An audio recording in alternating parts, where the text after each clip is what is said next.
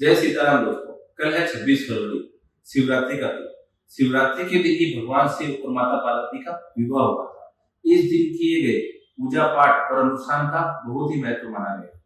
प्रदोष काल सबसे उत्तम समय माना गया है। प्रदोष काल वो समय है जो सूर्यास्त होने के आधा घंटा पहले का समय है और सूर्यास्त होने के आधा घंटे बाद का समय, उसे प्रदोष काल कहा जाता है।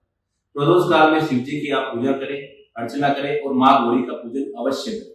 करना कैसे है? प्रदोष काल में सबसे पहले आप शिव जी का शुद्ध जल और गंगा जल से अभिषेक करें। उसके बाद आप पंचामृत से शिव जी का अभिषेक करें। तत्पश्चात आप कच्चे दूध में थोड़ी केसर मिलाइए और उससे शिव जी का अभिषेक करें और उसके बाद में शुद्ध स्नान फिर से कराइए शुद्ध जल और गंगा जल से। इस प्रकार आप शिव जी का पूजन करें, आपकी सभी मनोकामनाएं पूरी होगी। चाहे धन की समस्या हो, चाहे विवाह की, चाहे संतान की हो, चाहे कारोबार की, सभी समस्याओं का निदान होगा और आपकी मनोकामनाएं अवश्य पूरी होगी। जय सीताराम।